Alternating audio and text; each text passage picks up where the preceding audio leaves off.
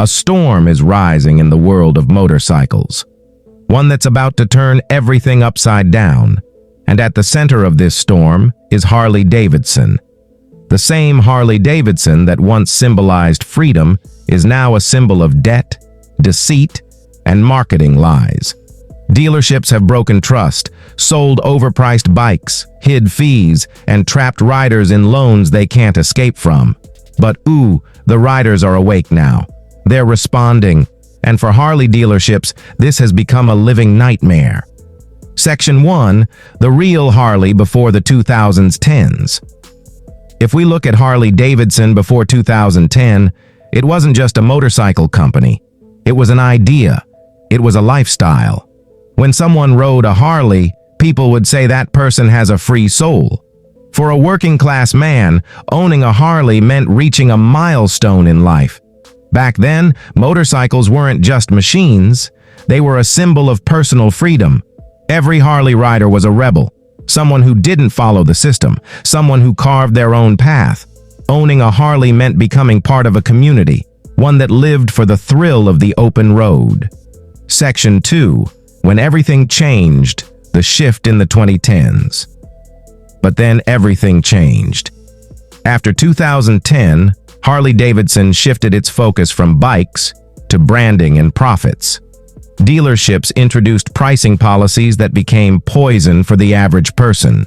They raised motorcycle prices so high that the once accessible lifestyle became exclusive to the rich. And then came the world of loans.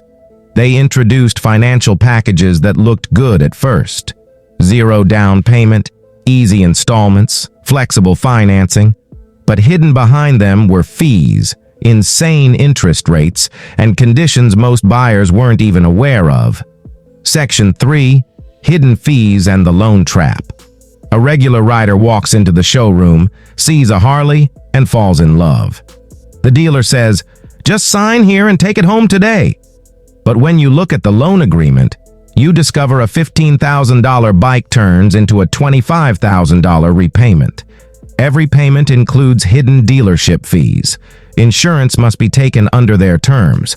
And if you miss even a single payment, the bike is repossessed. It's all a trap. A web that not only plays with your money, but your dreams too. Section 4. When riders spoke up, but every injustice is eventually met with a response. Today, the riders have spoken. Videos, blogs, and testimonials are going viral on social media where people are sharing their stories. One rider says, "I bought a Harley thinking it was the start of a new life, but for 5 years I've only been paying debt." Another writes, "Even after all the monthly payments, it still doesn't feel like the bike is truly mine." And all of this is hitting Harley dealerships hard. Sales are dropping. People don't trust them anymore. And the name Harley, once legendary, is now associated with fraud. Section 5. The cost of Harley's strategy. Harley thought it could reinvent itself as a luxury brand, a name for the rich, not the riders.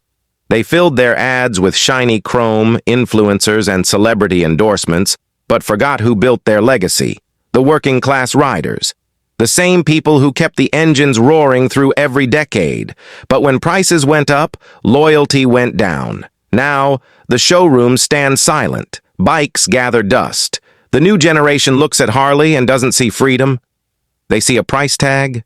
And those who already bought one? They're filled with regret. Many are stuck paying off massive loans on bikes that no longer feel like a dream. Harley believed profits could replace passion. But they forgot. You can't build a community out of contracts and interest rates. You build it with trust, respect, and soul. Section 6. Riders are taking control now. But a new wind is blowing through the biker world. Riders are done waiting. They're taking control. Across the internet, communities are rising groups where bikers help each other, share dealership warnings, and expose the truth that corporations tried to hide. Independent garages are booming again. Custom bike builders are crafting machines with more heart than any showroom model could ever have. People are buying used bikes, fixing them up, and giving them new life because freedom can't be financed. A movement is forming, one that doesn't bow down to marketing or money. They ride for passion, not status. For the road, not for recognition.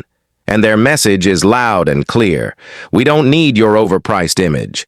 We want real freedom. Harley may have started the revolution. But now, the revolution has outgrown Harley. Section 7. What the future looks like. The road ahead is uncertain. Harley-Davidson stands at a crossroads. One path leads to change, the other to collapse. Will they listen to the riders, or will they keep chasing luxury and lies? Because today's bikers are different. They're smarter, more connected, and they can't be fooled by glossy ads anymore. They talk, they share, they know. If Harley wants to survive, it needs to rebuild what it lost. Trust. Not with influencers, not with limited editions, but with honesty, affordability, and respect. Because the future doesn't belong to brands, it belongs to riders, and the streets will always favor those who ride not for the logo on the tank, but for the soul of the ride itself. This was the real story behind Harley-Davidson's hidden loan traps. A story every rider needs to hear. Call to action channel branding. If you like this video, be sure to hit like, subscribe to the channel, and comment. I want freedom, not debt. See you in the next episode where we'll uncover more secrets of the motorcycle world only on Crazy Biker.